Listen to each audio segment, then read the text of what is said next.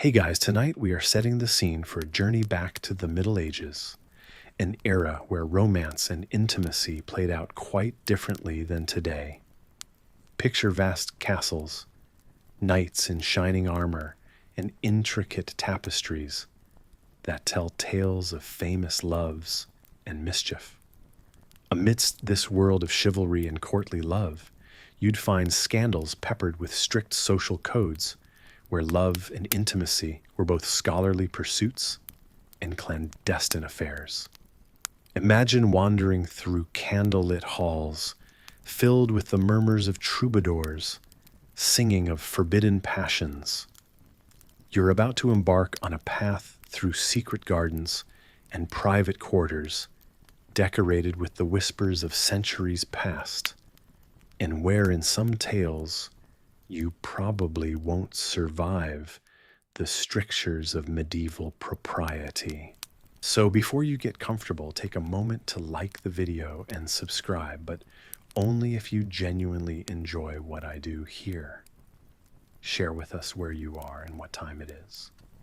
It's always fascinating to see how far our cozy storytelling reaches across the globe. Now dim the lights, maybe turn on a fan for that soft background hum, and let's ease into tonight's journey together. You find yourself walking down a cobblestone path, the sound of your footsteps soft and rhythmic in the cool night air. Around you, the walls of a great stone castle rise, casting long shadows that dance with the flickering of torches. Within these walls, love is anything but simple. It's a tapestry woven with religion, politics, and mystery. Did you know that during this time, marriages were often arranged for practical reasons like alliances and wealth? Romantic love, as we might idealize it today, often occurred in secret. As you meander through the castle grounds, a hint of jasmine in the night air, you stumble upon a lone minstrel, softly strumming a lute beneath a starlit sky. His song tells of a local lord and lady, entwined in a secret romance. His melody suggests that love held true meaning in the stolen glances across a banquet hall, or in the brief touch of hands during a crowded festival. The minstrel's tale is interrupted by a burst of laughter from a nearby feast.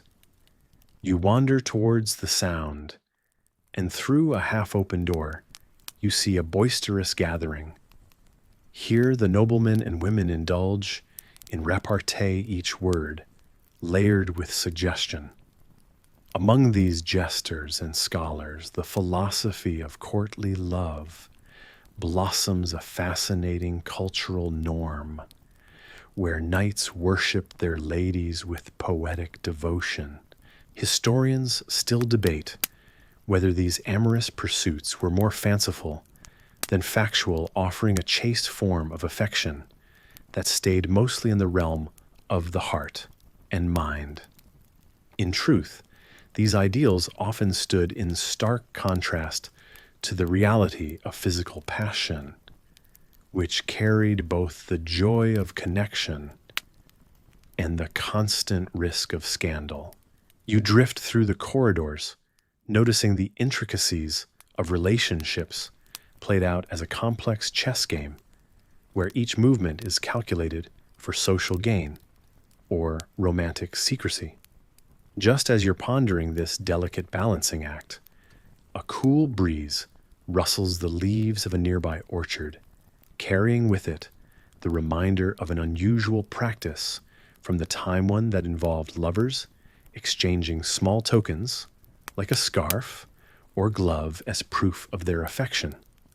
These simple exchanges spoke louder than words in a world that often kept love just out of reach. As you outlast the fading echoes of the minstrel's final chord, the castle around you fades into the shadows. The scent of jasmine lingers in the air, an enduring reminder of the timeless search for love no matter the form it takes or the constraints it endures.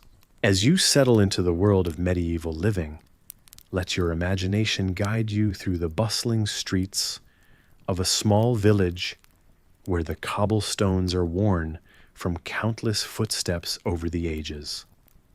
The air is a mix of earthy aromas, and the distant smell of smoke wafting gently from hearths within homes. You tread carefully, avoiding the corners where stray dogs rummage through the refuse of daily life. The sun begins to set, casting a golden hue over the wooden structures, many of which lean charmingly askew, as if sharing in an ancient joke with time. You approach a modest dwelling, its thatched roof curiously patched with varied materials scavenged from years of necessity. Inside, rudimentary living conditions are the norm, where the concept of privacy is as enigmatic as the very notion of intimate romance. The warmth assaults you as soon as you cross the threshold into the room.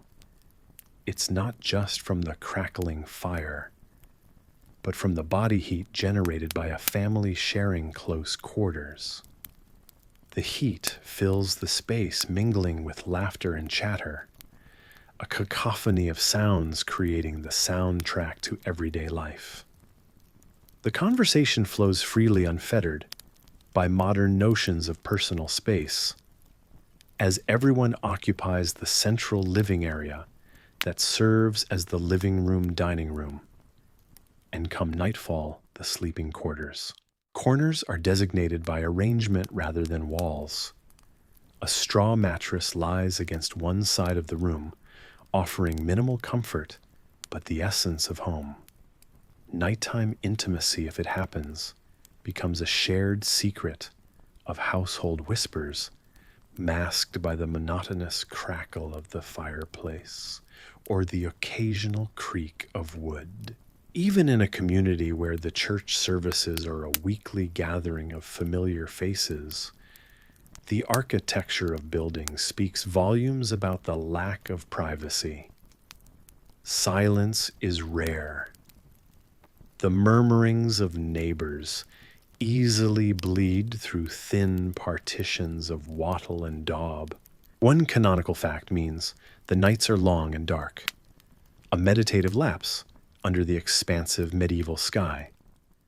The stars, visible through smoke and city grime, alike witness the lives and loves of a world captivated by rituals and tales passed down through generations. Back then, the flickering torch seemed a safer harbor than the moon, its solitary eye, forever waking.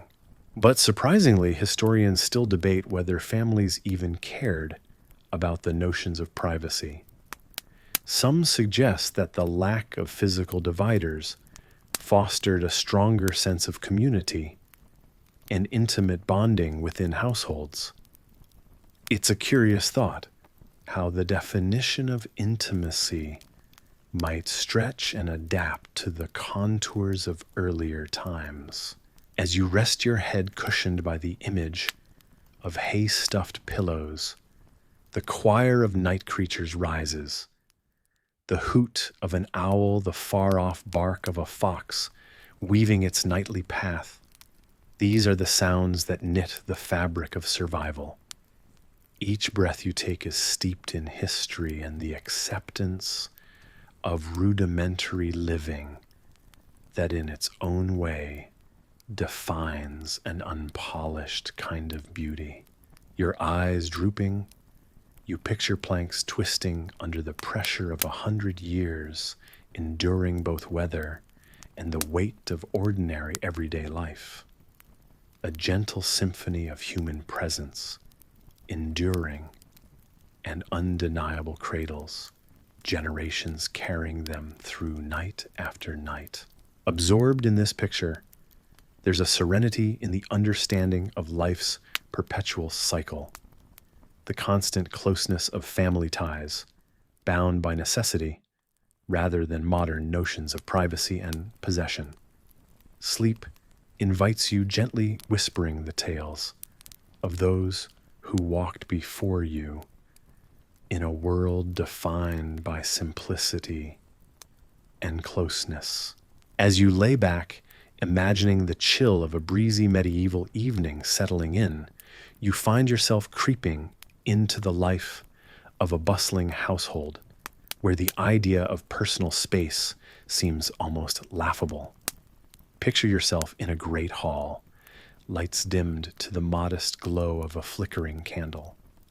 The air is filled with the aroma of a hearth's warmth, mingling with lingering scents of the evening meal.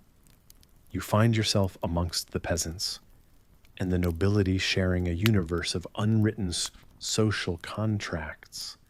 And yes, one where personal space is as much a myth as dragons. The vast open interiors of peasant homes, insulated with mere hope and handfuls of straw, share a quirk. Often unexpected beds are a communal affair. The very idea of having a bed all to yourself is a luxury best left to the imagination or garbled tales from passing travelers. In peasant households, you often lay bundled with family layers of scratchy wool and linen, pulling close against the cold, tangled in dreams not entirely your own. It's here in the comforting company of family and neighbors sleep becomes a performance of synchrony where someone's snore may well rhythmically guide your dreaming or jolt you awake like the cock's crow at dawn. Moving across the social tapestry, noble households fare little different on the scale of personal retreat, though they boast walls of stone and more refined linens. You might occupy an elaborately carved wooden bed frame in some distant noble's manor, but exclusivity is as much an illusion as the embroidered birds that adorn noble tapestries. Here, servants sleep nestled nearby, ever at the ready, should the lord or lady deign for some midnight errand. Privacy is a commodity reserved for alone time in small chapels, or on solitary walks among gardens, if fortune allows. Yet even with these subtle differences, one lingering truth prevails, whether in estates grand or humble cottages. The quest for a moment just for oneself is as challenging as a hunt for the elusive white stag. Historians still debate whether the close quarters fostered tighter kinships or occasionally frayed nerves beyond repair. Accompanied by the persistent buzz of activity, every corner in your shared abode echoes with affinity, but not always tranquility. In these constraints, creativity flourishes. If you listen closely to your own imaginings, hushed conversations might carry tales of ingenious solutions as charming as they are surprising. There is solace in drawing close to the huddled warmth, or perhaps in sharing a silent glance with the flickering shadows on the late-night wall. Whether you find these fleeting moments of solitude enough to suit you is a matter of both circumstance and disposition. As night deepens, you sense the quiet settling of the household, a rare pause in the ceaseless hum of shared living. Just as a traveler carries stories and encounters between lands, so too do you dream of homes teeming with life-sharing spaces, with a resonance you both treasure and tolerate. The absence of personal space becomes a tapestry woven by shared breaths and subtle whispers that color night with vibrant hues. And then, with a soft close of your eyes, you are whisked off to the realm of dreams, where personal space is boundless as imagination itself. The gentle hum of a distant fan, like the soft winds of history, fades into a lull, guiding you into slumber's hold, a testament to both our quest for connection and the quiet spaces we carve within ourselves. As you find yourself comfortably ensconced in the evening's gentle embrace, you can imagine the tendrils of history winding their way through time, guiding us to a chapter where the Church's influence, subtly but profoundly, left its mark on the landscape of intimacy. Picture this: a world where doctrines wrap themselves around the very idea of connection, stating that procreation was not just a possibility, but a purpose, creating a tapestry woven with rules as to when and how relations could unfold. Your mind wanders to a time when the Church's doctrinal stance wasn't merely a suggestion, but more of a directive. It's as if you stand inside a grand, echoing cathedral where sermons float through the air, resonating with the ecclesiastical decree that intimacy had its most noble purpose in creating new life. This was a world where the spirit of sanctity hovered above like the very angels watching over the faithful. You might smile to yourself, perhaps a bit wryly, at the knowledge that this was an era where love and intimacy were partitioned by more than just preference. They were regulated by a calendar.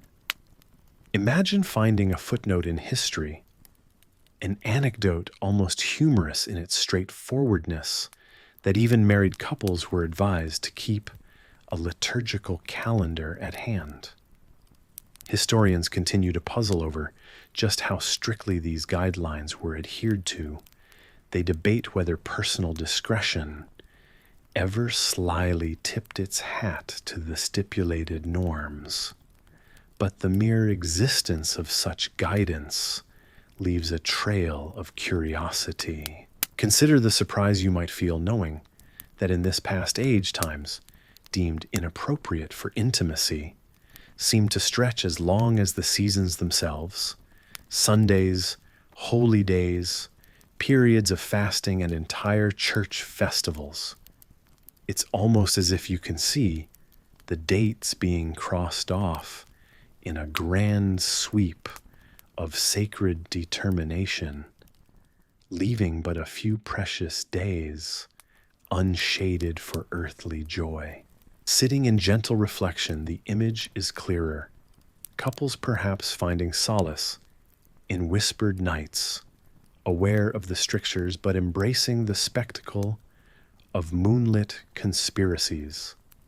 There you are with them, contemplating the mystery of it, all the way in which human desire, ever resilient, finds its path through the maze of edict and suggestion. But we can't neglect to mention the softer, brighter side of these times. You imagine how the bloom of new life brought smiles and warmth to many households, celebrated as a sign of divine favor, reinforcing the Church's procreative mandate as more than a mere duty. Yet, nestled amongst the certainties of doctrine, there's an irony that dances playfully, a gentle poke at the earnestness of it all. Could it be that amidst the solemnity, laughter found its place? Perhaps the clergy chuckling quietly at their own shared humanity. A secret amusement that beneath all the grand proclamations life found a way. As you slowly drift through these reflections, the rhythms of history breathe softly, carrying with them the gentle hum of universal truths and the gentle laughter of time's enduring march. The tales of the past whisper gently to you, inviting you to ponder not just what was, but what forever will be the light within the human heart, resilience, humor, and love. And so as you begin to feel the gentle pull of sleep's embrace, the narrative softens, leaves rustling gently in a breeze of contentment. You feel reassurance in the knowledge that history, in its many fluctuations and follies, ushers us cautiously forward with each lesson. Let yourself ease into this peaceful reflection, the world spinning softly onward while you nestle into the calm certainty of simply being in this moment exactly where you are meant to be. The gentle hum of a distant church bell resonates through the medieval air, a reminder of Sundays and sacred rituals. You stroll down a cobblestone path, noticing the warm, flickering glow emanating through colored glass. It's the day of rest, a rhythmic pause in the bustling life of townsfolk, where even bakers cease their early morning rhythms. Sundays have long been remembrances of holiness, a time when marketplaces silence their usual clangor and echo with hymnals instead. As you wander a little further down the lane, a sudden thought interrupts the sanctity of the moment, long-standing whispers of days where abstinence wasn't limited to the market alone. Fridays, too, held their restrictions, not just for the consumption of meat, but for the conscientious avoidance of certain pleasures. Stories swirl of seas and fishermen bringing tales of sin to rest for Fridays. Became fish days a practice tinged with both necessity and penitence. Your thoughts naturally drift to Lent and Advent seasons, steeped in anticipation and self-denial. Historians still debate whether it was purely spiritual rigor or a convenient way to persevere through sparse times. But such periods curtailed indulgence for both body and soul. Yet amid these declarations, libs flowed with an undercurrent of human nature, and creativity found its expression in everyday interactions. As you drift past ivory stone edifices, you find yourself contemplating the stories whispered behind cloistered walls. The quietude of monasteries broken only by chance also heard secrets, while tales suggest that the missionary position was often encouraged by eccentrics and edicts alike. The true reason may lie more in practicalities than priestly prescriptions. The doctrine, steadfast in its traditionalism, was known to probe beyond the weather or the latest market prices during confession. You imagine yourself kneeling at the confessional, only to be met by questions that meandered into the personal realms of one's bedroom. Inquiries that left more than a few parishioners red-cheeked and stammering. You pause, pondering the disconnect between heaven's lofty ideals and earthly realities. Even so, a chuckle escapes your lips as you recall tales of those who had just enough wit to turn such conversations into amicable banter rather than reprimand. This intricate dance between doctrine and defiance seemed to paint the medieval age in hues of both reverence and resilience. As the evening shadows lengthen and torches flicker to life, the peaceful surrender to night invites moments of reflection. The stories woven today blend seamlessly into the fabric of history you have stitched across these chapters. Each thought threads its way, not stark within its own border, but woven with the subtle, intricate bindings of time and human spirit. The rhythmic toll of another distant bell shifts the narrative gently, the way one's breath guides a soft melody. And with this, the tale settles into a comforting cadence, guiding you smoothly into the serene embrace of sleep and dreams filled with whispered stories of another time. As the sun sets on a quiet medieval village, you find yourself meandering through the cobblestone streets, shrouded in the gentle glow of flickering torchlight. The cool evening breeze rustles through the wooden shutters of the stacked stone cottages. Your feet pad softly against the ground, and somewhere in the distance, the faint, rhythmic beating of a blacksmith's hammer echoes, reminding you of the craftsmanship and daily labor that shaped this time.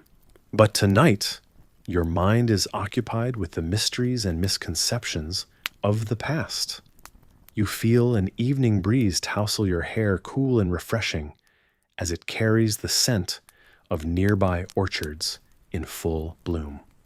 It's easy to imagine, amid all these romantic notions, a knight in shining armor, riding through these very streets, perhaps weaving tales of valor, or leaving murmurs of a dark secret, something just beyond the grasp of time. This evening, it's the chastity belt that captures your curiosity, a subject surrounded by myths more extravagant than even the tallest fairy tale towers. You might picture these contraptions as gleaming devices. They supposedly were intricate metalworks, more puzzle than prison. Yet historians lean towards the surprising fact that they were not widespread in medieval times, despite popular belief.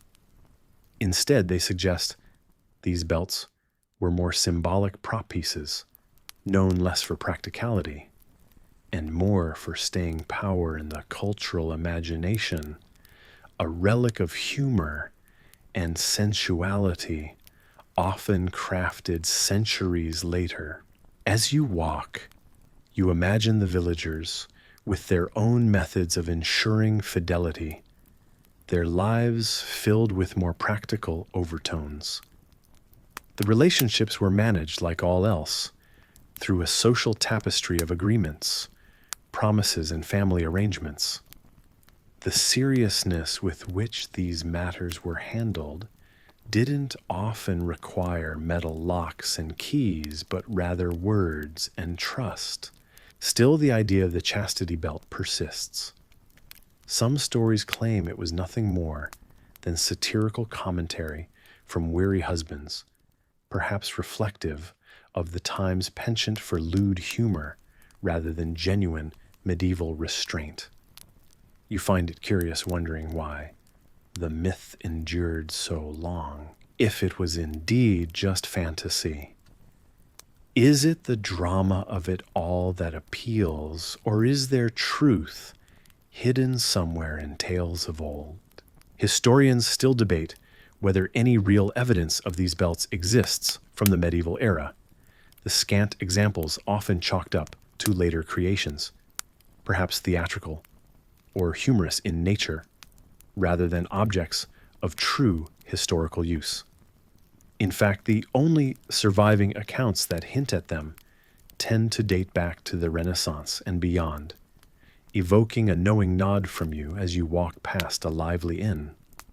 Through the open window, a laughter-filled debate takes place, mirroring the academic uncertainty that continues even now. Your path takes you alongside an ancient stone wall, its aged surface telling stories of those who might have leaned against it contemplating their own dramas. A gentle teasing thought crosses your mind. If we had these belts, would people be trading skeleton keys at every tavern, right next to the latest nobility gossip? You smile to yourself, considering how different the medieval mind truly was, colored by pragmatic concerns rather than anachronistic fancies.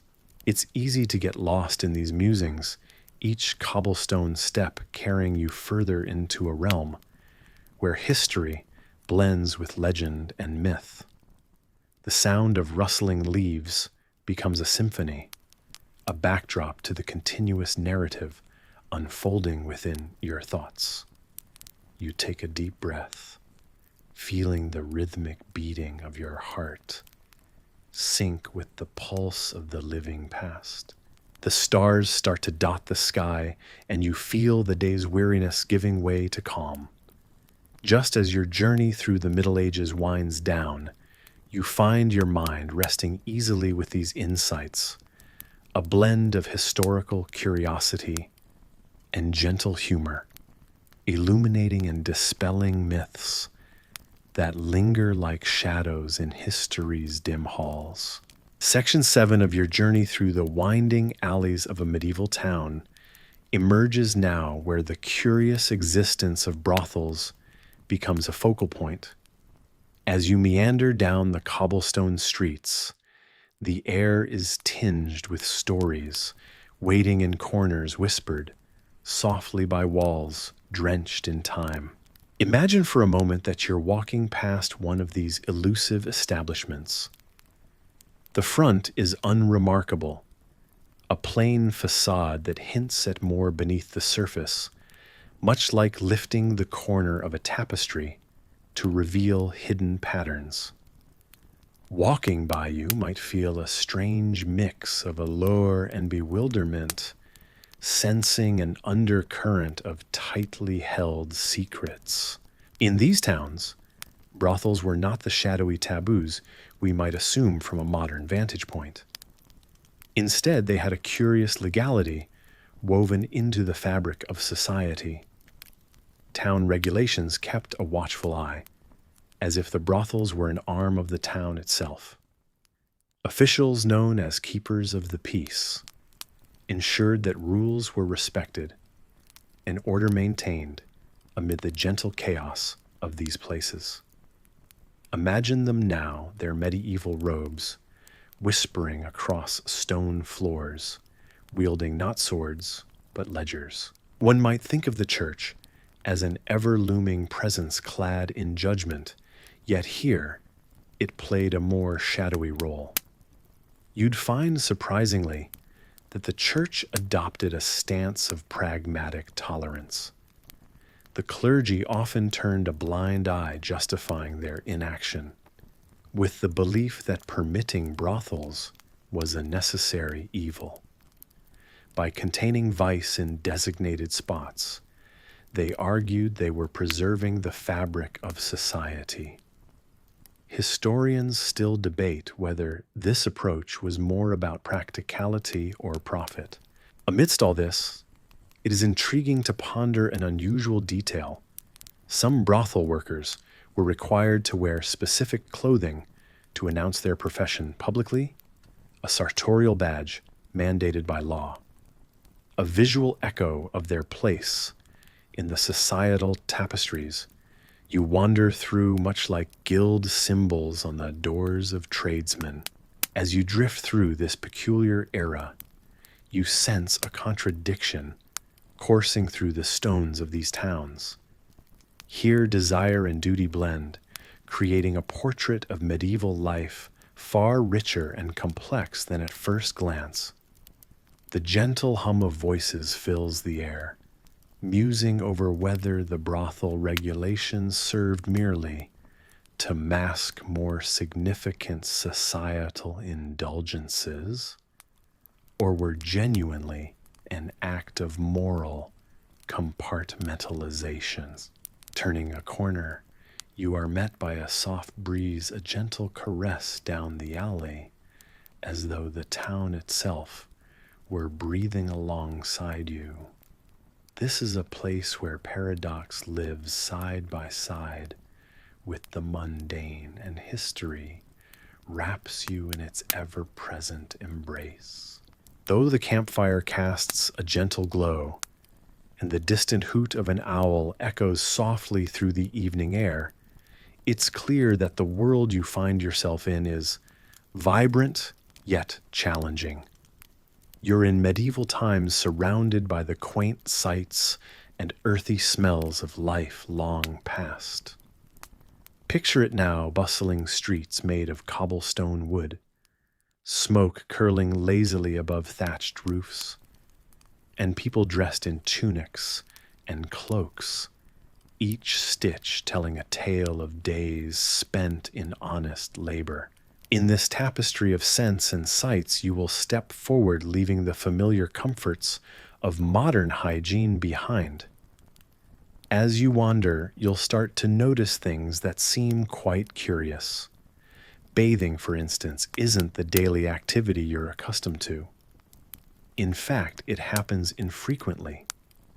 Some might see it as an annual event, eagerly anticipated like a grand festival. Imagine it, an entire community coming together to make a grand occasion of cleanliness, scrubbing away a year's worth of dust and toil. Yet despite the challenges, people find ways to adapt. You observe as they make do with rinsing their hands and face with cold, brisk water, an invigorating start to any day. Meanwhile, concoctions of herbs and floral tinctures are kept close, a means to mask the natural aroma of busy living. Lavender, rosemary, and sage fragrant allies in the battle against the perpetual musk of unwashed wool and hard labor. The lack of deodorant might seem daunting, yet there is a certain charm to how these medieval folk embrace the earthy essence of their existence. Perfumes, when used, are subtle and rare, kept for special occasions or among the wealthier folks. Their preferred method is a careful blend of scented oils dabbed gently onto cloth to provide a lingering, pleasant smell that follows them like a whisper of spring far after the last petals have fallen. This world, real and raw, doesn't lack for creativity. You see it in the practical hairstyles designed not only for fashion, but also to keep fleas and lice at bay. Sometimes, the lengths to which people would go to remain attractive, despite the odds, involve a generous amount of ingenuity and a pinch of humor. Consider the tales of knights dousing themselves in vinegar before a tournament, their hopes for favorable winds on the field potentially dashed by the surprise of such an acidic assault on the nose. Historians still debate whether people truly believed these unusual practices held great mystical power or simply accepted them as necessary rituals born from tradition. Nonetheless, amid these rituals, there's an undeniable rhythm to it all, a harmony forged not from convenience, but necessity and shared experience. You might crouch by a hearth where women gather, watching them perfume their hair with smoke, witnessing an age-old technique that infuses the strands with the sweet, woody scent of juniper. In these moments, you recognize an enduring truth in every era, in every corner of the world. People strive to find beauty in their surroundings, no matter how humble or spirited. So now, as the night deepens and the stars begin to sprinkle the sky like glimpses of the past, allow yourself to muse on the stories wrapped in each homespun garment, in every careworn face. Rest assured, in this ancient world, the aroma of life is vibrant and unfurling like a tapestry, displaying all colors of human tenacity and grace. Gently, like the flickering shadow play of this medieval fire on ancient walls, let your thoughts slow and carry you on a soft tide of timeless wonder and reflection. Here you find a moment of peace cradled by history and lulled by the gentle hum of a bygone age, drifting gently into restful dreams. As you drift further into the folds of this gently whispering night, time folds back on itself, inviting you to journey through an era where life was more uncertain and people grasped at the mysterious threads of existence. You find yourself in a small, dimly lit cottage on the edge of a town that no longer exists. Candles flicker, casting long shadows against rough-hewn walls, as an elder with eyes that have seen many winters begins to speak of age-old practices meant to control the chaotic dance of life and birth. In those times, herbal concoctions were more than potions. They were hope sealed in bottles. You weigh a sprig of pennyroyal in your hand, knowing that it, among others like silphium and rue, were once whispered about in hushed circles as means to prevent the cradle from being filled too soon. The knowledge of these plants feels almost forbidden, yet inherently natural as the earth itself. The taste bitter and acrid lingers on your imagination. You find yourself imagining the woven baskets in which these herbs were gathered, the women who plucked them beneath moonlight hands guided by knowledge passed down through generations. The face of the wise woman comes to mind, part healer, part enigma, her fingers stained by the very essence of the plant she knew so intimately. The warmth of her tea brewed with care and intent contrasts sharply, with one surprising detail leaping about, letting gravity lend its strange aid in a practice thought to ward off pregnancy. Historians still debate whether the efficacy was real or just an act of faith like so many attempts that teetered on the edge of magic and mundane. But you can imagine the small ritualistic jumps, a gesture of both hope and a quiet defiance in a world where knowledge was a life preserver, thrown into the uncertain seas of destiny. Then, your thoughts drift to those less gentle times when animal membranes, precursors to later inventions, were repurposed into makeshift barriers. It's an ingenious, if slightly unsettling notion, using nature's own gifts in unintended ways. You ponder the craftsmanship, the tiny hands sewing, and preparing these objects their work both revolutionary and rudimentary. It harks back to moments where human inventiveness met necessity head-on in dimly lit corners, where homely discussions braved the hearing of censorious ears.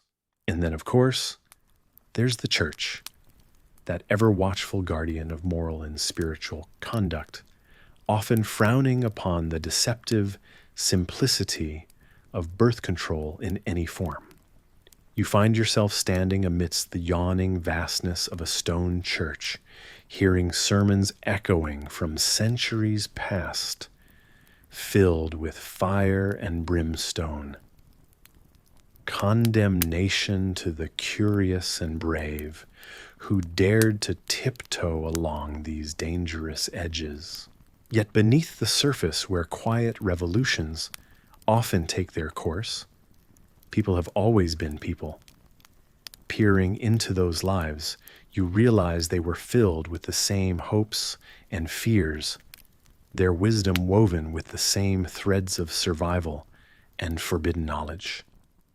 Just like those gathered in the suffocating dark of a medieval sanctuary, the secrets these hearts held were as tightly bound as any covenant.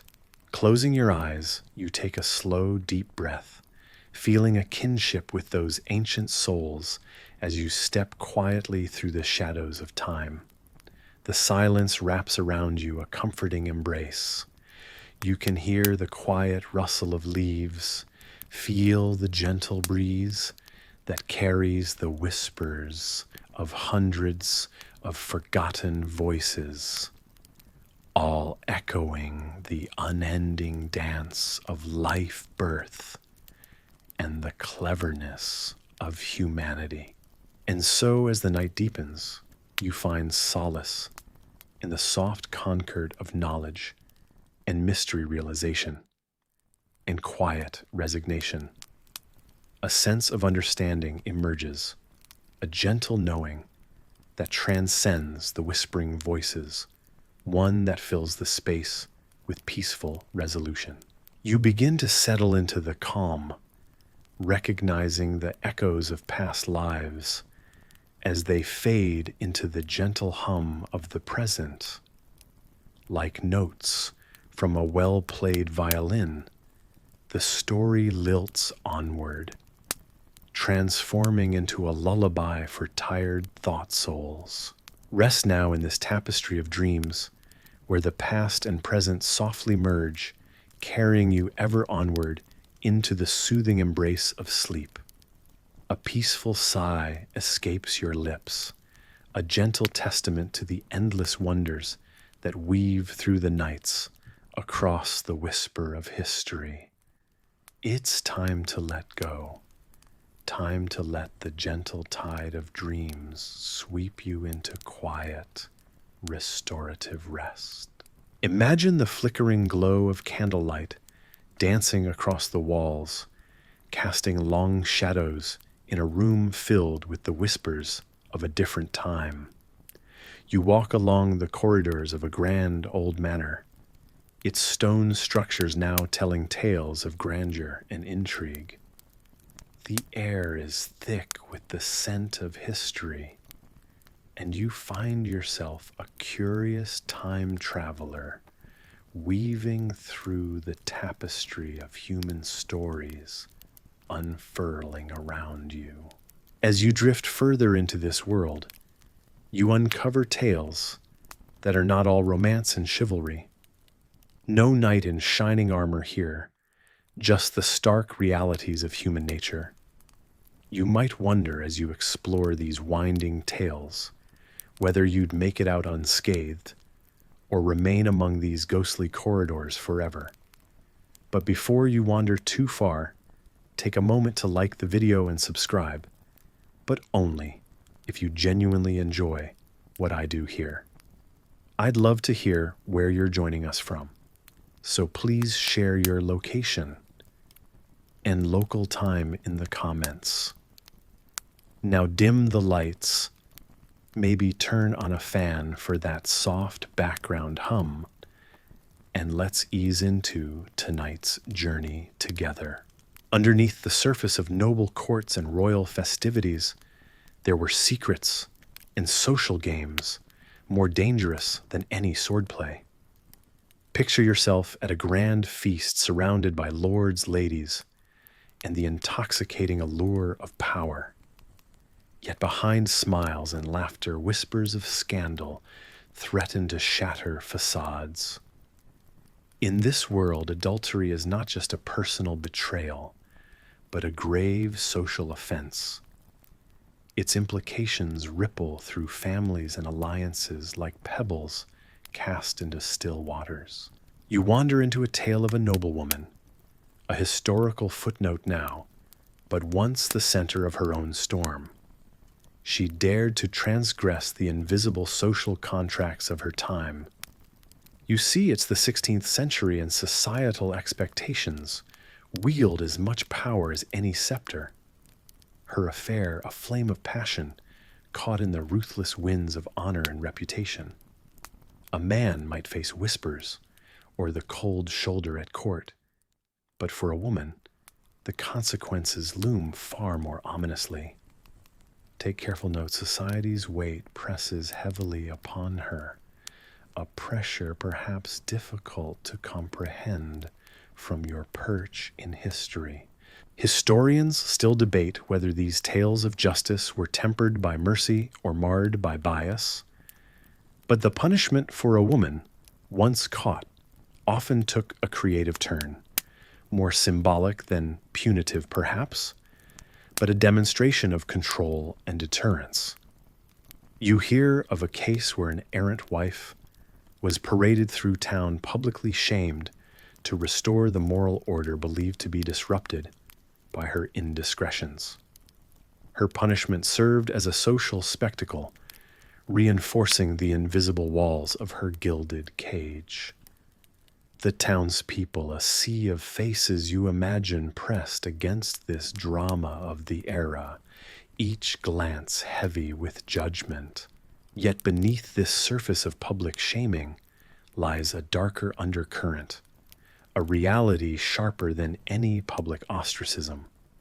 Amongst the nobles, the notion of honor killings lurked whispered about like a grim specter. Should a scandal escape its whispered confines and jeopardize familial reputation, the outcome could turn deadly. The stakes you sense are not just personal, but played out on the broader stage of family pride and social standing. Take a moment to consider this, how the perception of purity and loyalty could decide fates. It is a chilling realization, like the sudden drop in temperature as you step into the shadows cast by stone pillars, stories told in the cold stones of ancient homes and fortresses. In these halls where power and honor weave complex tapestries, you can almost hear the hushed determination of those caught in the web striving to survive. History, with its complex symphony of facts and interpretations, often leaves us guessing at motivations and outcomes. Some stories remain unsolved puzzles, their missing pieces a reminder of how much more there is to understand.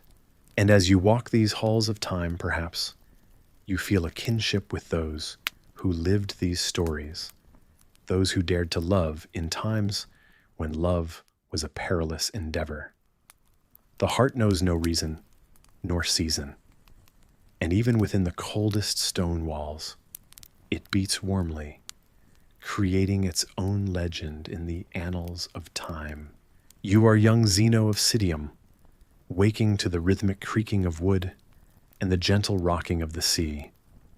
However, this tranquility is swiftly swept away by a sudden storm, which charges in with the ferocity of a wild beast, tossing the ship about like a leaf caught in the wind. You grasp the worn ropes tightly, but despite your efforts, the vessel is powerless against the ocean's fury. Waves crash over the bow, and for a moment all is chaos and noise, and the overwhelming presence of the sea. Amid this tumult, the inevitable happens. The ship shatters upon unseen rocks. You plunge into the churning waters. Cold and relentless, the sea pulls you under. And for a fleeting moment, it seems like you probably won't survive this disastrous ordeal. But then you feel something shift within a spark of determination. Battered and breathless, you emerge on a foreign shore, the storm's roar now a distant memory. This beach, though alien and indifferent, is a refuge, a canvas upon which fate spins the threads of your future. Gone are the possessions that once defined your life, swallowed by the ocean's depths. As the sun rises, warming the waterlogged sand beneath you, you recall stories of great minds who found clarity in adversity. The philosopher Socrates, with his probing questions and insatiable curiosity, comes to mind. In a twist of irony, as you wander from the shore, you stumble upon a small, bustling marketplace. Amidst traders and chatter, you find a threadbare bookstall. There, nestled between scrolls and dusty parchments, lies a text by Socrates himself. You acquire this treasure more precious than any goods lost to the sea, and you feel a strange connection to the mind behind the words.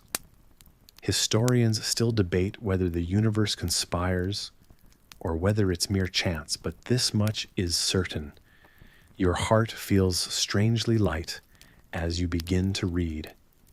You under the shade of an olive tree, absorbed by the discourses and dialogues that fill the pages. The more you read, the more an idea takes root. Perhaps like Socrates, you can seek wisdom and meaning, no matter how uncertain the path. Days blend as you lose yourself in study, often visited by curious city dwellers, intrigued by the foreigner who seems more interested in books than in trade. Among these new acquaintances is Crates of Thebes, a philosopher known for his sharp wit and generous spirit.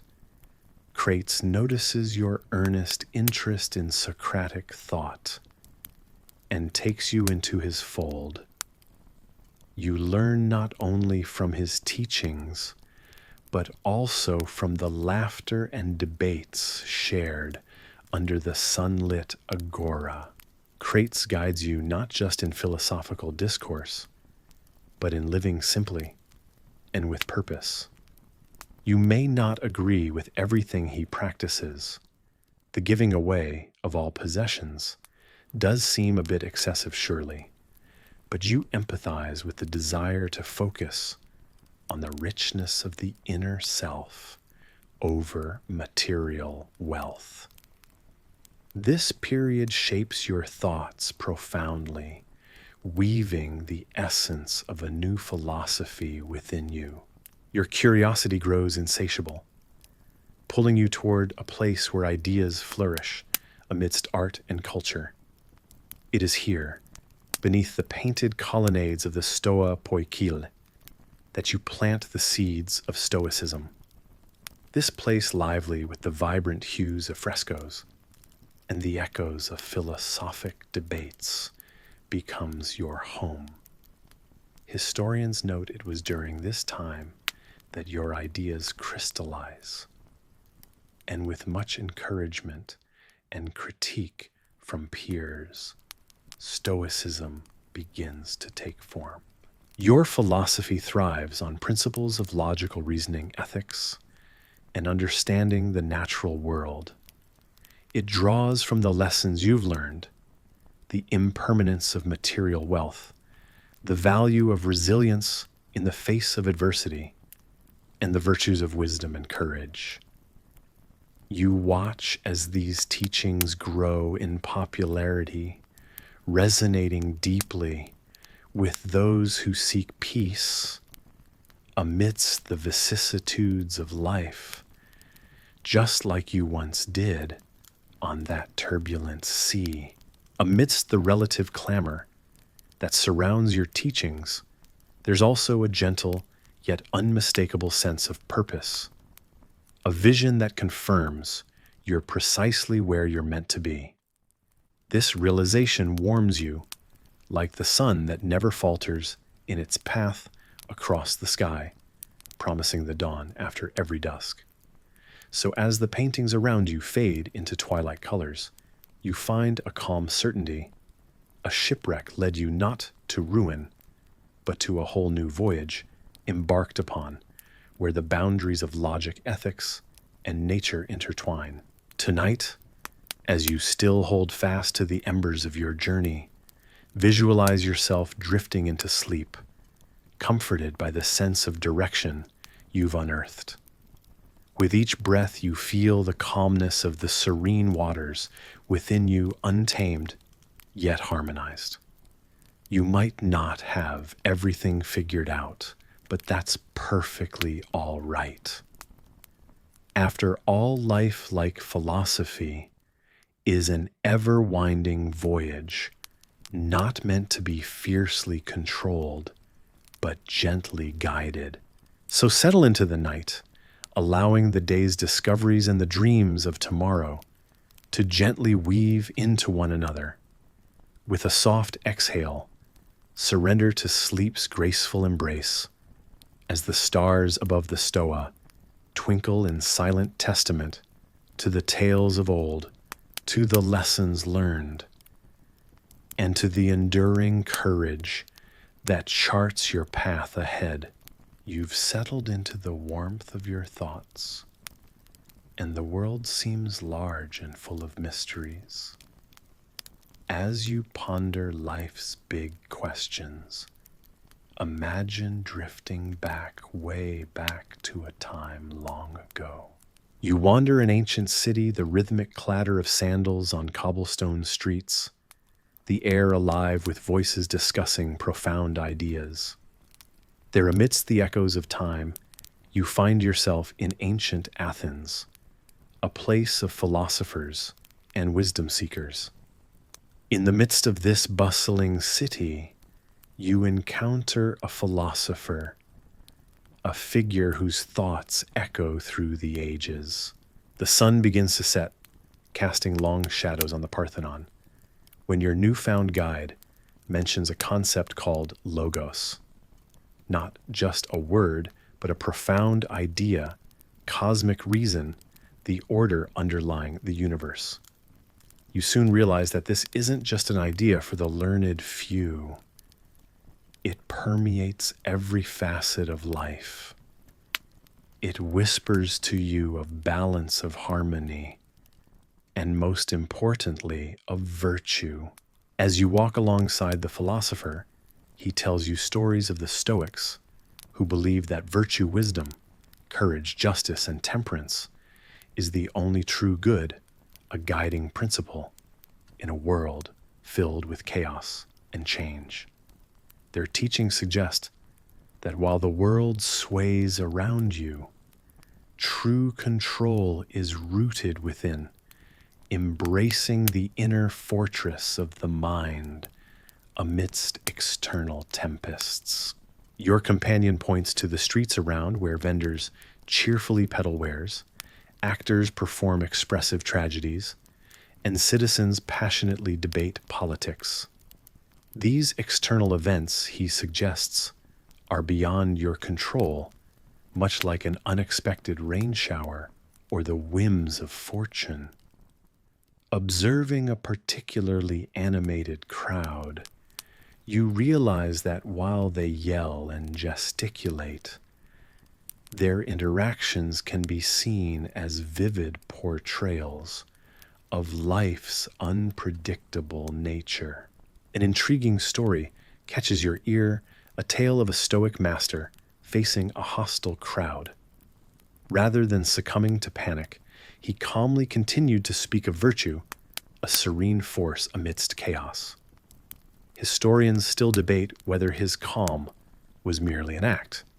Yet what was undeniable was the power of inner choice over external consequence. The philosopher turns to you and poses a question, a soft challenge, if you will. Can you relinquish your need to control everything around you, to those fiery disagreements, the results you can't dictate, the unsolicited opinions of those next to you? You ponder for a moment and perhaps feel a small rise of resistance and instinct to clutch tightly onto those reins. Yet he continues, the mastery of oneself isn't in bending the world into submission, but in gracefully accepting that which lies outside your reach. He recounts tales of Stoics who found tranquility not in altering their fate, but in cultivating a garden of the mind where virtue grows as the tallest tree, unfazed by storms. Walking through the agora, one unusual detail glimmers: a statue without eyes, symbolizing wisdom that sees beyond superficiality. It's a reminder, your guide confides, that true sight transcends the visible, embracing the inner workings and intentions of the heart. As the evening gently descends and the philosopher bids you farewell, you remain in thoughtful contemplation. This notion of logos, it's not just philosophical chatter. It becomes something tangible within you, a compass that subtly adjusts your path. Like a serene ocean before dawn breaks, You feel a soft current of understanding sweeping in. The tales you've heard, the wisdom imparted, resonate deeply as a soothing lullaby of stars, whispering about timeless truths. As life's orchestras play their symphonies around you, consider this: will you lean into the melody of virtue, of true control within? So gently now, let the spoken tales of wisdom unfurl into dreams, where the echoes of the past guide you through realms of slumber, holding the essence of cosmic reason in your grasp, calmly swaying in the gentle breeze of night. The sun sets over the bustling city of Athens, painting the sky in hues of orange and pink. You find yourself walking down an ancient cobblestone street, the evening air soft and warm on your skin. Birds chirping their final songs of the day surround you as the city slowly prepares for rest. Your mind eases, and you barely notice the gentle breeze carrying the aroma of freshly baked bread and olives from the nearby market. There in the twilight, amidst the distant laughter and sounds of merchants packing away their goods, you start to sense an unfolding story, a journey in time that begins to whisper in your ear as you walk these streets. Cleanthes, you discover, was not always the revered philosopher he is today. Imagine him strong and focused, stepping into the boxing ring. His limbs, hardened from hours of training, move with purpose and precision. Cleanthes, a man of formidable strength, but perhaps not with the means or reputation to prove. It fought in these very arenas, where the cheering crowds once gathered under the same wide sky. You now see transforming into a starry canopy. Yet life as a boxer wasn't enough for Cleanthes. It was on these very Athenian paths you now wander. He often walked swept by thoughts of intellectual pursuit, ideas hidden behind the veil of muscle and sweat. It seems impossible to think someone who faced such physical challenges could simultaneously nurture a mind attuning to the philosophies whirling around this city of thinkers, doesn't it? But perhaps there's a lesson there, a kind of duality of strength and intellect that isn't too different from balancing a precarious stack of stones. Historians still debate whether it was a single revelation or a series of gentle nudges from the universe that propelled him from boxing toward Stoicism. You wonder what those nudges might have been. Perhaps the subtle flicker of a philosopher's spark among the mundane shadows of physical exertion. Yet similar to algebra's hidden symmetry, behind a seemingly chaotic problem, Cleanthes' journey through boxing was part of the true path toward philosophical wisdom. Transitioning from the role of brawler to thinker, Cleanthes found himself drawn to the teachings of Zeno of Citium, the founder of Stoicism. Imagine his determination as he worked tirelessly by night, carrying water, and by day, deepening his understanding of Stoic philosophy. You picture his hands calloused and strong, forging a life not crafted from comfort, but from the earnest struggle to balance physical labor and intellectual pursuit. He lived Stoicism with every fiber of his being, embodying its principles through the manual work that sustained his studies. It's almost poetic. You reflect that as Cleanthes poured water from a jug, he was metaphorically pouring knowledge into his own soul, gradually building a reservoir of wisdom that would later help shape one of the great schools of thought. It's said Cleanthes lived with such humility that he would often outshine his peers merely by his dedication to hard work and discipline. In this, you see a remarkable and somewhat humorous twist of fate. Wealth may occupy many an aching tooth of history's old mouth, but the richness of a life lived with purpose seemed to belong to Cleanthes. His contributions culminated in the renowned hymn to Zeus, a reflection of his deep beliefs, woven with the rich tapestry of devotion and philosophical enlightenment. That hymn, mindful of its own smallness against the vast expanse of the cosmos, revered Zeus not just as a deity, but as a symbol of universal reason, binding the world in its rational order. As you look up, letting the cool breeze ripple through your thoughts, Cleanthes' own devoutness to wisdom invites you to ponder the grandeur of the starlit sky, a sky that arcs over you tonight, as it had over him so many years ago. A reminder perhaps that each star mirrors a spark in the night of human knowledge. And among those distant lights, there dances the enduring spirit of Cleanthes, the philosopher who once was a boxer. You notice your steps are more relaxed now, slower, as if unwinding into the silky embrace of night, just like the story's quiet persistence reminds you. Life may weave unexpected pathways, chartering mysterious territories where strength and wisdom walk hand in hand. Beneath the shimmering sky, you start to drift akin to those gentle stars above, only just beginning to blink into view.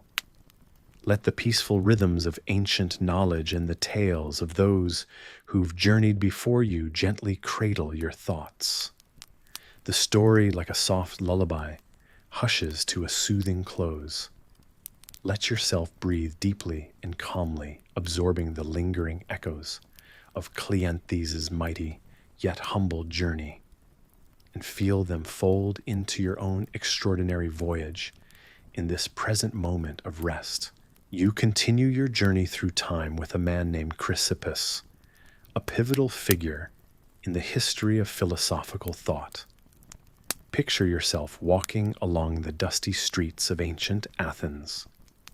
The sun is gently setting behind the Acropolis, casting long shadows across the marble columns. The air buzzes with the murmur of ideas soaring from the minds of philosophers gathering in the agora. Among these thinkers is Chrysippus, a man who might not seem remarkable at first glance except for the glint of intense curiosity in his eyes. Chrysippus stands at the heart of the gathering, his presence quiet yet firm. His garden not as famous as that of Epicurus or Aristotle's Lyceum, is nonetheless rich with debate and discussion. His fascination lies in something that doesn't quite touch the senses. It's the lekton, or that which can be said the meaning behind the words without the noise of their pronunciation. You realize that for Chrysippus, thoughts are as substantial as stones, and just as foundational to the towering edifice of Stoicism. He's constructing brick by philosophical brick. Historians still debate whether Chrysippus's rigorous intellectual pursuits were born more from a genuine search for truth or an unrelenting competitive spirit, a desire to outthink his philosophical adversaries. His contribution to logic, they agree, though, is undeniable. Imagine him scribbling furiously papyrus scrolls strewn haphazardly across low tables as he carefully develops his theories, laying down what would become key elements of Stoic philosophy. By the dimming light of an oil lamp, Chrysippus pens his thoughts day after exhaustive day, composing over 700 books during his lifetime. It's said that even as they burned for illumination, expanding shadows on the plastered walls, his mind was a wellspring of ideas and conclusions, shaping the doctrine that reason is the path to virtue. You can't help but marvel at this feat, wondering what motivated such a prodigious output, an output you probably won't survive trying to match. Amidst these thoughts, an unusual detail dances into your mind like a playful breeze. Legend has it that Chrysippus died from laughter, overly amused by the sight of a donkey eating figs. While this quirky anecdote might seem out of place in the life of a man so dedicated to the Stoic virtues of apatheia, freedom from passion, it adds a human touch to the otherwise stern facade of Stoic logic. Yet, despite the light-hearted story, the influence of Chrysippus remains profound, a testament to the power of intellectual rigor. He wasn't just disciplining the mind, but building a resilient framework that would hold steady through centuries of human endeavor and crisis. As you walk through the weavings of his contributions, you hear the echo of Socratic questioning, not only about what is good, but how one can live a life in accordance with nature, a central tenet Chrysippus fortified with logical detail. He is a craftsman of ideas, refining the distinctions between knowledge and belief, honing each with meticulous thought. You find yourself in this ancient world, gently carried by the rhythm of his logic, like a boat on calm waters. The soothing symmetry of his work draws you into deeper contemplation about human existence, engaging you with questions that have no easy answers. As you ponder these profound questions, the warm hues of the evening embrace the growing shadows.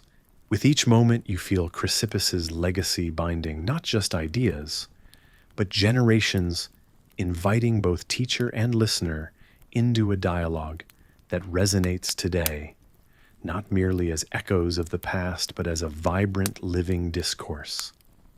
The bustle of Athens around you fades as you consider how Stoic principles persevere through time, offering solace and wisdom to those enduring life's many storms, just as they did those thousands of years before.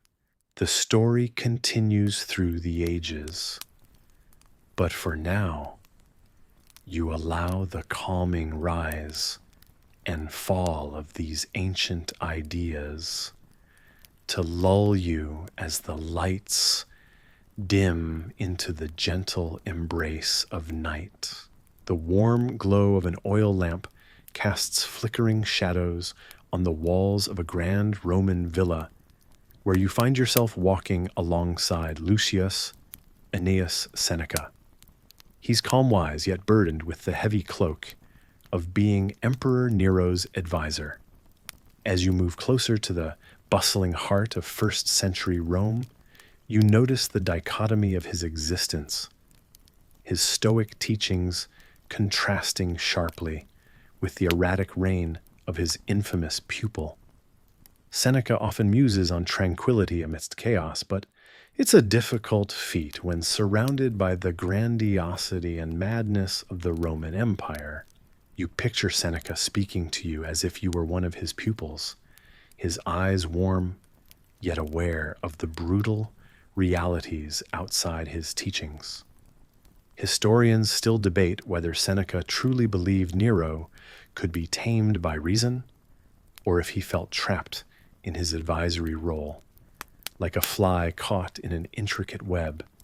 spun by the whims of an unpredictable ruler. Nero, for his part, seemed untouched by the wisdom imparted by his tutor, more interested in theatrical performances and grandiose displays of power than governance. Despite the political turbulence, Seneca attempts to live a life of philosophical consistency. He teaches you the principles of Stoicism, accepting what you cannot change, mastering oneself, and focusing on what truly matters. The greatest empire, he says with conviction, is to be emperor of oneself. In a surprising twist to his scholarly pursuits, you learn that Seneca amassed significant wealth during his tenure as advisor, a point of contention among scholars who question the congruity of his wealth with his Stoic ideals. Still, his influence on Stoicism is indisputable, providing solace and guidance to those lost in life's intoxicating fears and desires. As you leave Seneca's villa, almost as if drifting through a dream, you find yourself in a different, humbler setting in the bustling heart of Rome. Here, in a small room filled with eager students, stands Epictetus, a man of humble origins and profound wisdom. Once a slave, he now commands attention with his earnest teachings on the power of the inner mind and the path to true freedom, internal liberation rather than external riches. Epictetus's teachings resonate on a deeply personal level. There is a genuine power in his belief that freedom is not granted nor taken by outside forces, but cultivated within. Despite his past, or perhaps because of it, his words carry a gentle authority and an unshakable resolve that one cannot help but admire. Sitting amidst his students, you sense a palpable air of respect and camaraderie. Epictetus's life is a testament to the idea that it is not our circumstances that define us, but how we respond to them.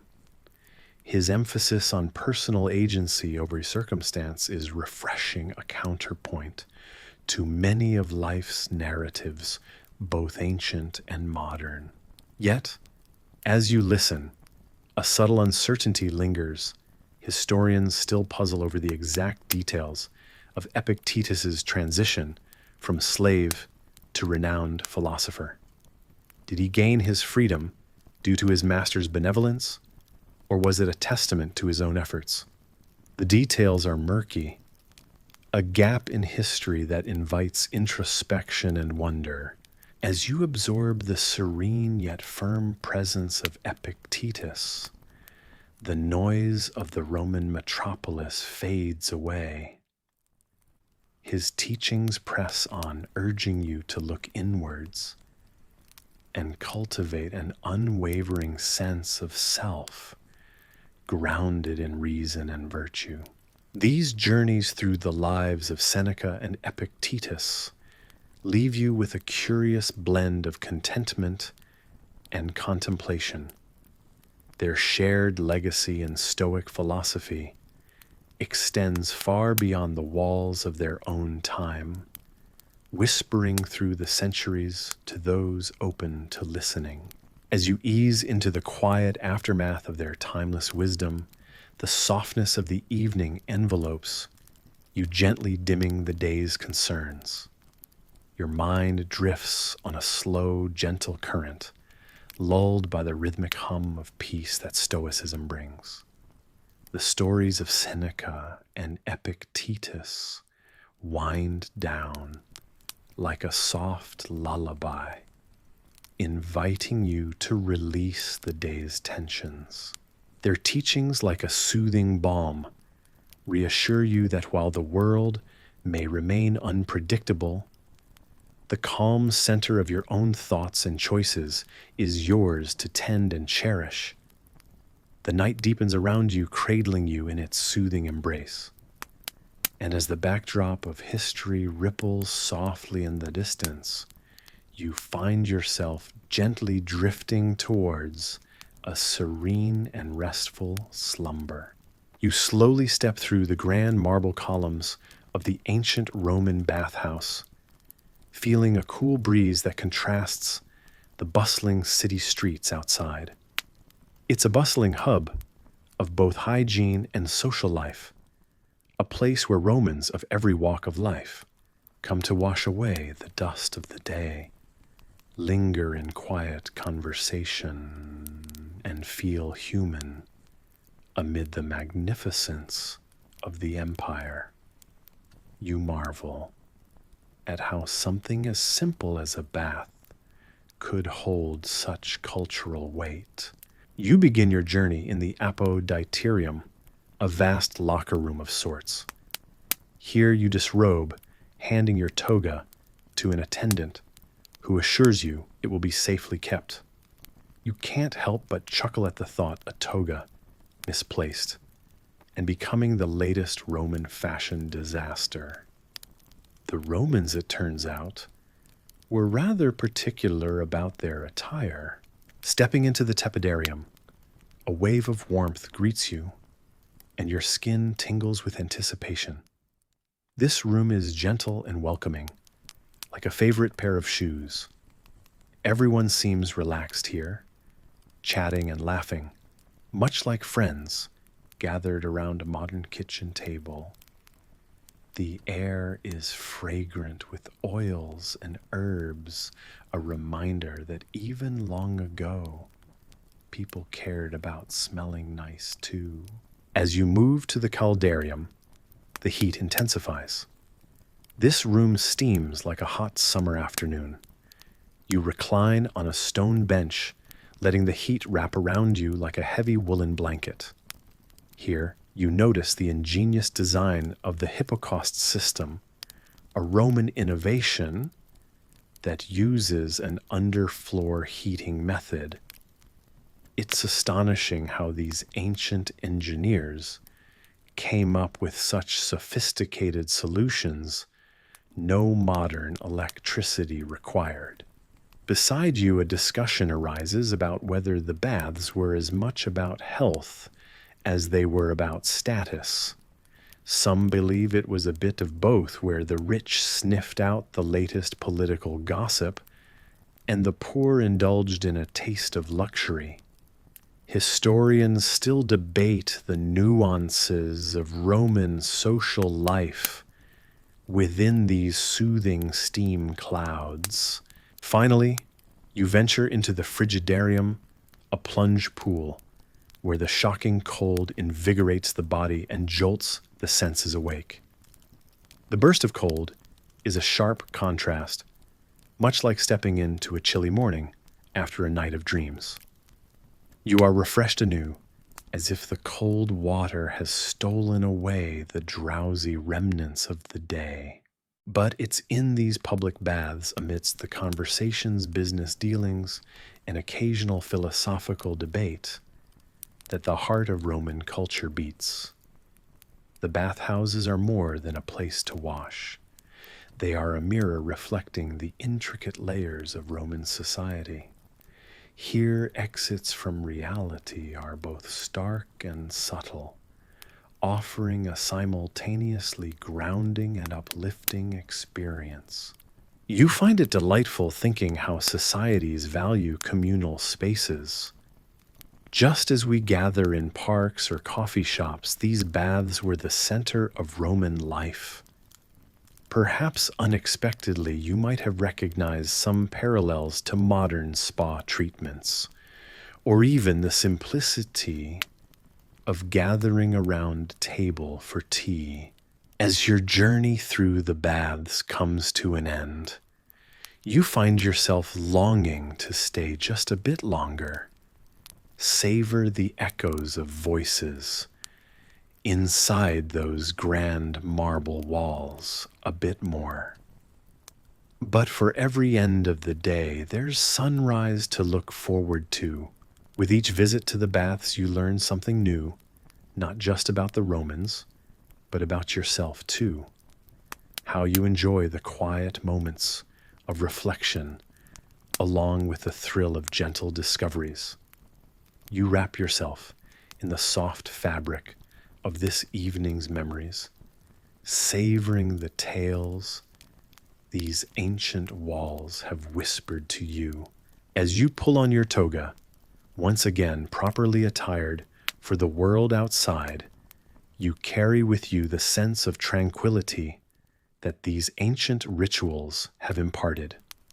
Yours is a shared closeness with a civilization that valued connection and contemplation in equal measure. The night's journey winds down, each breath slower, each thought softer. Allow yourself to drift upon the gentle waves of a long political debate long settled. Let the soft echoes of history lull you into the warm embrace of sleep, where dreams seamlessly interlace with the whispered sighs of the Roman Empire. In this quiet moment, as each breath eases you further into a restful slumber, feel the softness, the comfort of knowing you are connected with stories that span the ages. Embrace the serene quiet and let it carry you into the realm of deepest rest. As you step through the bustling streets of ancient Rome, you notice a peculiar sight, a series of carefully laid stones creating a vast and interconnected web. This is not just the groundwork of a thriving city, but the very lifeblood of Roman ingenuity, the aqueducts. These towering aqueducts stretch across the undulating landscape, painstakingly constructed to capture the water from distant springs and carry it directly to the city's heart. You pause to marvel at how such a feat is achieved without the modern machinery we take for granted today. As you wander further, the wonder of Roman engineering continues to unfold, revealing the hidden secrets below your feet. The Hypocaust heating system, an innovation that would feel quite revolutionary, even now begins to make its presence known. Imagine a system designed to heat floors from below, using a network of raised tiles and carefully directed hot air. You drift into a gentle thought in a world where stone walls can chill. This was the ancient world's answer to cozying up in warmth. You could almost say it was the Romans' subtle way of proving that they were indeed ahead of their time, so much so that it's almost unbelievable that they managed to get by without your typical modern-day thermostat. This thought leaves you wondering how many pairs of sandals were worn out in the pursuit of perfection. Baths. No simple stone structures appear before you, a testament to Rome's architectural prowess. These weren't just places for scrubbing off the day's grime. They were sophisticated complexes combining form and function, built with grand arches, exquisite mosaics, and an understanding of flow, both in terms of water and people. These complexes were communal sanctuaries for relaxation and socialization. You might even chuckle at the thought of ancient Romans lounging about discussing politics while steam wafted through the air. It's said that one unusual part of bath design lay in their use of acoustics, certain areas where whispers could be heard clear across the room. Perhaps this was by accident, or perhaps an ancient desire to eavesdrop. Historians still debate the true intent. Yet, as you stand amidst these engineering marvels, you can't help but feel enveloped by the spirit of innovation that once lit these very baths and flowed through the aqueducts. It is a reminder not just of the Roman world's practicality, but also of a pursuit of an ideal something more than merely bricks and mortar.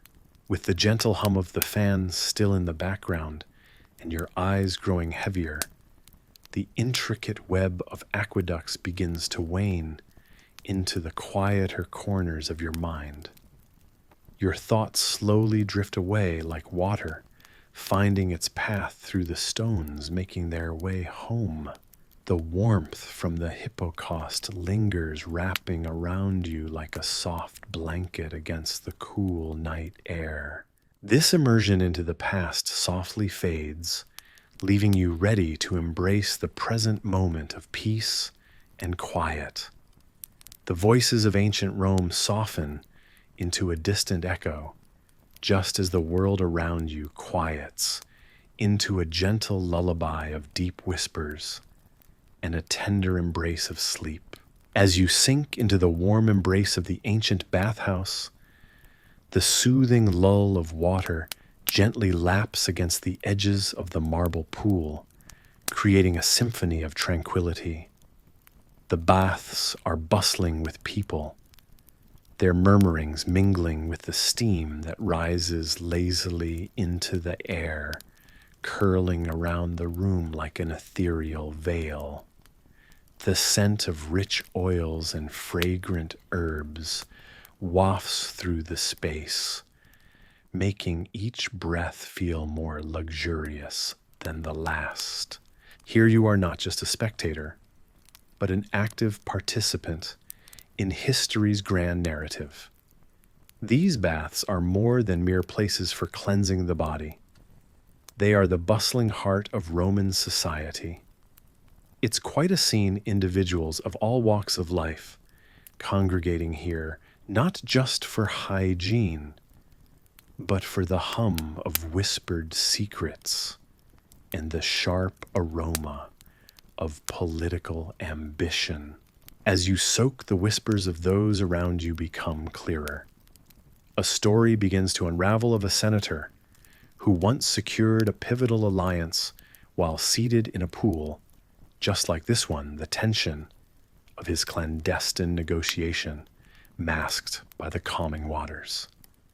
It sounds almost like a tale from myth, yet this was the reality, a reality where a simple dip could hold the key to power or downfall.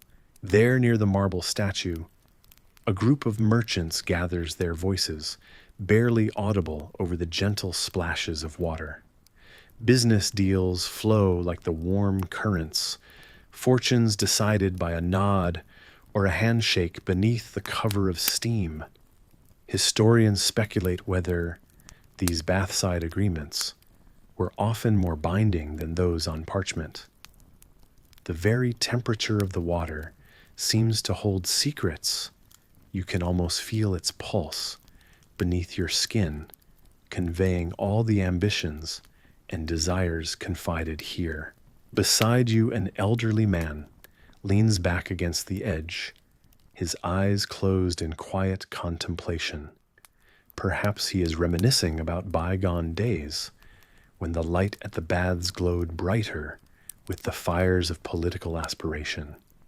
He might be pondering over how many emperors had perhaps allowed crucial decisions to float upon these waters, trusting the bathhouse's seclusion would protect them from the scalding scrutiny of political adversaries. And then a particularly animated voice rises above the bubbling conversations, a voice recounting the tale of the legendary baths of Caracalla, once the epitome of Roman indulgence and political theater. These were no ordinary baths. They were immense and opulent. The baths of Caracalla were said to have been capable of accommodating up to 1,600 bathers at once. It is whispered among bathers, "Did you know that even the emperor himself walked these waters?" Such grandeur seems almost unimaginable today. But here within these echoes of history, you believe it. Secrets shared here are charged with the weight of politics and power, transforming mundane moments into grand strategic plays. But not everything that occurs between these marble walls is so serious. As you emerge from the water, you catch sight of young loves emerging hand in hand. Friendships kindled over shared soap and the genteel regard exchanged between strangers now acquaintances.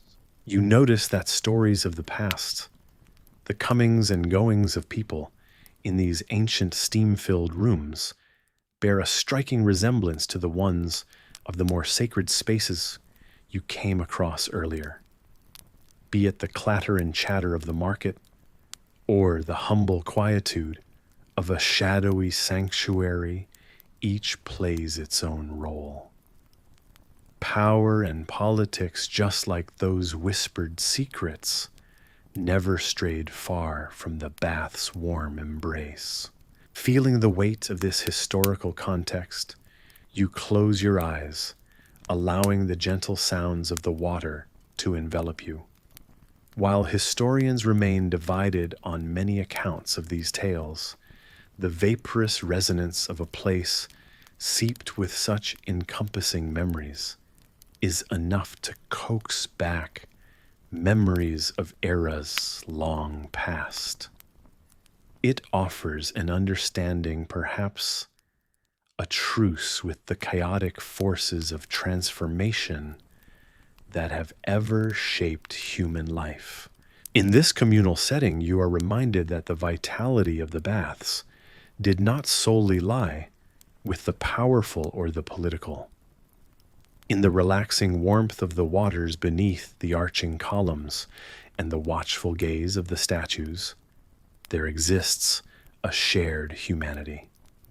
A place where, regardless of social standing, everyone came to shed the burdens of their roles and linger in the simplicity of just being.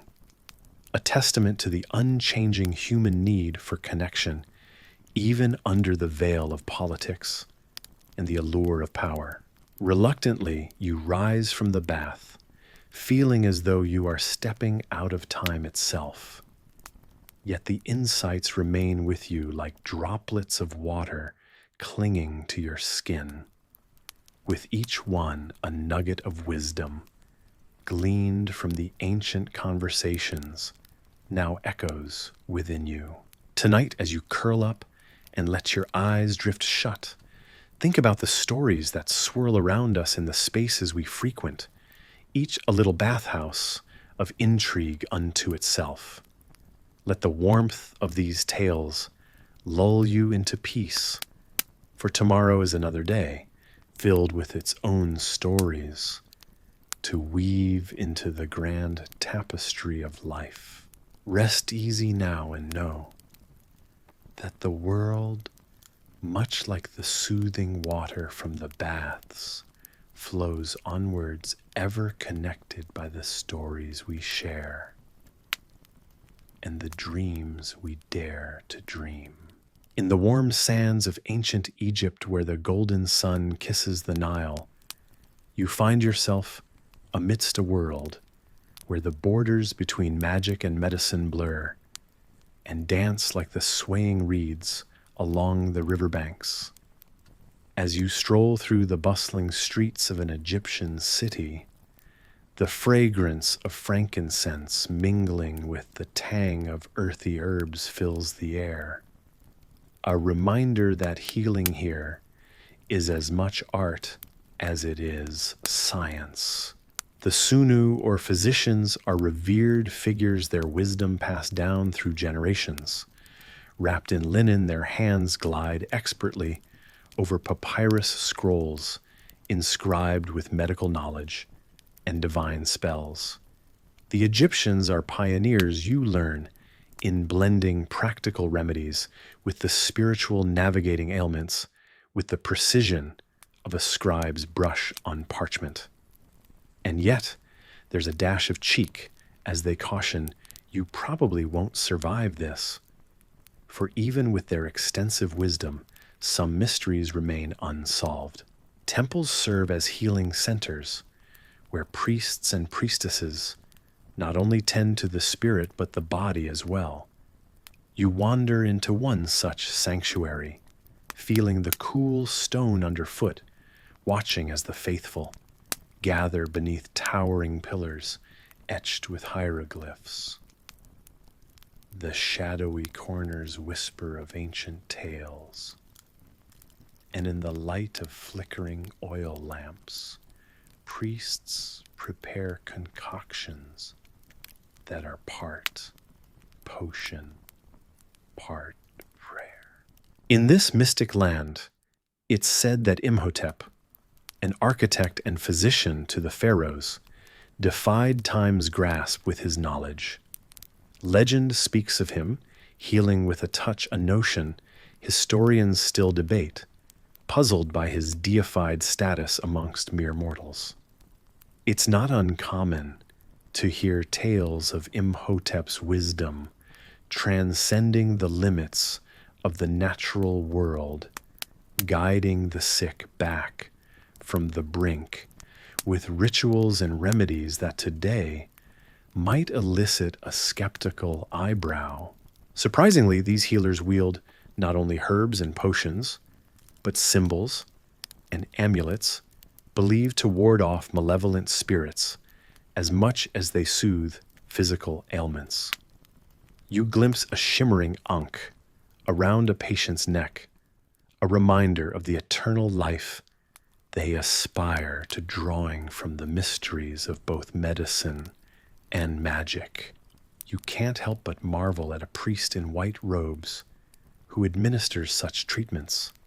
She recites incantations with a rhythm akin to a heartbeat each word, a brush stroke on the canvas of hope. The temple is a sanctuary where the divine and the mortal converge, where ailments are examined under the auspicious eyes of gods painted on temple walls. Yet amidst this spiritual haven, practical remedies abound. The familiar yet mysterious Caiphai incense spirals upwards, a remedy for coughs and sleeplessness. It would be easy to dismiss these elaborations as mere superstition, but when a Sunu insists on applying fermented bread to an open wound, you've stepped into a world where factual meets fantastical, a forerunner to modern antibiotics, some suggest. The balance they strive for is mysterious, where scientific study and divine intervention share the same chalice. As you listen to tales of past recoveries, it's the unexpected detail of a physician using crocodile dung as a stopgap remedy that gives you pause, a thick smirk accompanying the priest's explanation of ancient cure-alls. Medicine itself is a journey much like the slow, unflinching march of the Nile, sometimes mysterious, sometimes miraculous. Historians still debate whether they were far ahead of their time or simply wise in their ways, blending observation and instinct like a scribe blending ink on the papyrus page. The truth may forever be shrouded in the mists of time, yet there's an undeniable allure to this era when every illness could just as easily be attributable to a displeased God as to an imbalanced humor. You ponder the scene before you, the temples alive with the soft murmur of incantations and the earthy aroma of herbal potions. The long corridors echo the footsteps of those seeking aid, while in some back corners, experimental brews bubble silently on the verge of curing or confounding. Though night draws near, the adventure of this day lingers like the gentle caress of a Nile breeze on the cheek. The shimmering path of history weaves through your heart, and in these ancient halls of healing and harmony, you discover a calming balance where every ailment finds its salve, at least in spirit. As the story gently makes its way to a whisper, Allow the ancient hymns and simmering potions to blend into a soothing dreamscape. With each breath, let tensions ease the worries of tomorrow, drift to the rhythm of some ancient lullaby. The characters of this tale linger warmly, holding vigil as you rest. Find comfort in the wisdom of yore, in the belief that every ailment has its remedy, be it from this world or worlds unseen. As the sands of ancient Egypt settle around you, let their calming embrace cradle you into a peaceful slumber. You find yourself in the vast and ancient landscape of Egypt, where the golden sands stretch out endlessly, and the whispers of time drift through the air. The warm breeze carries with it the faint fragrance of incense as you walk through a time when the world itself felt young. Here, amidst the echoes of history, you stumble upon something truly remarkable. A collection of scrolls, each a testament to the ingenuity and knowledge of an ancient civilization. These scrolls include the famous Eber's Papyrus, a treasure trove of medical wisdom filled with remedies and insights into the human condition that you couldn't have imagined would exist so long ago.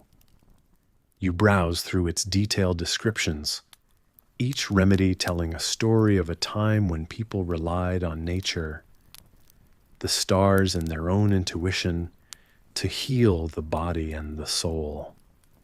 Remember that time you tried to fix that stove without professional help? Well, these folks were doing something similar, only with their health, and you probably wouldn't survive this era if you had to self-medicate with crocodile dung, which was a real thing back then. As you delve deeper, you come across the Edwin Smith Papyrus, a scroll somewhat less famous, but extraordinary in its own right.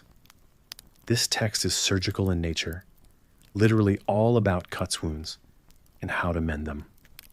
You can almost feel the precision that ancient physicians applied as they observed and treated each ailment. Historians still debate whether the document's original author was an extraordinary practitioner or a mystic of some kind, bridging the line between physical healing and spiritual guidance. There's poetry in these descriptions, just as there is logic and observation, a reminder that medicine was as much an art as it was a science. Your exploration continues, leading you to yet another masterpiece, the Kahun Papyrus, specifically pertaining to women's health. As you read, you're struck by the respect and detail afforded to the subject as these ancient texts delve into gynecology with insights that were in some ways ahead of their time. People today argue over historical interpretations, debating whether the knowledge encapsulated in these scrolls owed more to trial and error or to divine inspiration whispered from the gods. With each scroll, you notice a thread connecting all these ancient texts, their influence stretching far beyond their own time, laying the foundation for modern medicine. It's like seeing the very roots of a great tree whose branches now make up the medical world we take for granted. You think of this legacy of Egyptian medicine, how it endures, albeit transformed but still present in the mechanisms of health and healing today. As you take this knowledge to heart, you begin to feel the weight of ages, a comforting presence, reminding you that humanity has always sought to understand itself and the world it inhabits, even if the answers were wrapped in mystery. You reflect on this, each page a soft whisper in the quiet vastness of history, reassuring you that tomorrow will bring new discoveries built upon a past rich with knowledge and dreams. And now, as you find a comfortable place to rest amidst this ancient wisdom, let the gentle sounds of your surroundings cradle you like a soft lullaby. Your breath deepens as you melt into the calm, soothed by the thoughts of ancient healers and the shadows of pyramids cast long by the setting sun. Let go of today's worries, knowing you're part of a long journey that began long ago, still unfolding with each moment that passes.